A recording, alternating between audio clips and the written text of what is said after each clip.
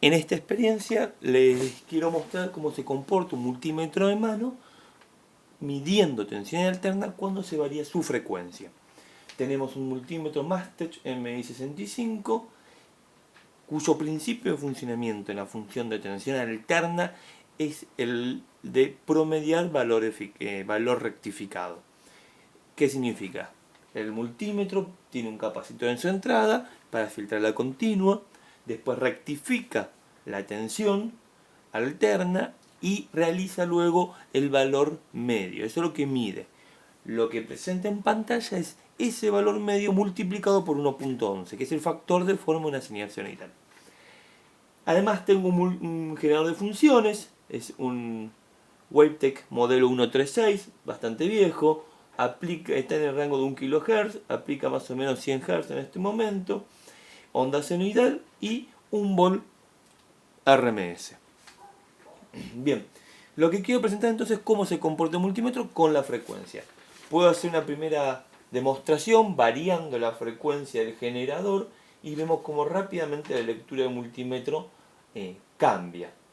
Y por ejemplo, en 1 kHz ya tengo una lectura mayor, esto es el 10%, el 1%, al 1% de error de la medición.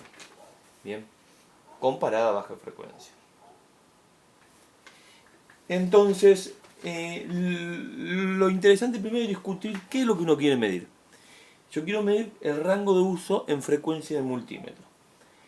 No propiamente el ancho de banda, porque ancho de banda siempre lo asociamos a filtro. En filtro se define la frecuencia de corte que corresponde a menos 3 dB y a una tensión de salida del filtro del 70% comparado a la entrada. Es decir que hay un error del 30%, cual es muy grande para eso utilizarlo como un valor de referencia de multímetro. Lo que me va a interesar principalmente es comparar en práctica cómo se comporta el rango de multímetro con respecto a la especificación del fabricante.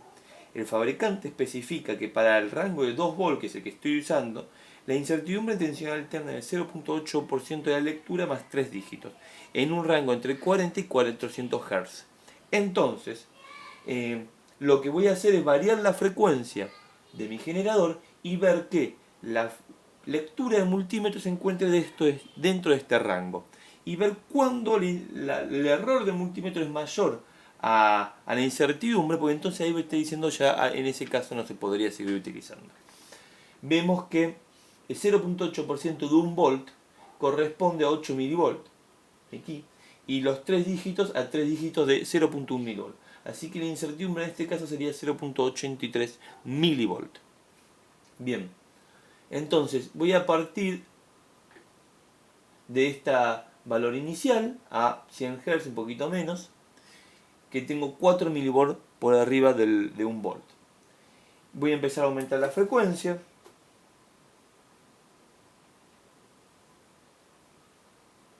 Vemos que enseguida baja. Me paro primero en 400 Hz.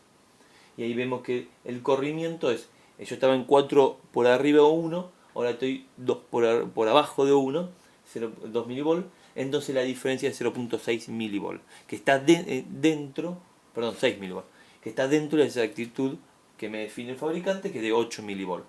Voy a aumentar a 500 Hz y ahí vemos que la diferencia es de 8 milivolts, de 0,4 a 0, de 4 milivolts positivo a 4 negativo.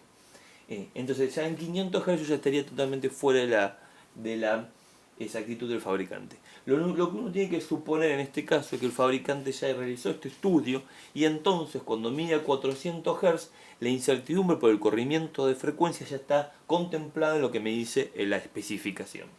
Yo podría utilizar el instrumento fuera de ese rango, pero lo que voy a tener que hacer es realizar esta caracterización y poder determinar yo cuánto es el corrimiento y sumarlo como incertidumbre de la medición en alterna.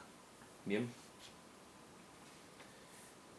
Bueno, esto sería la demostración entonces cómo se comporta un multímetro de valor medio rectificado con la frecuencia de tensión alterna.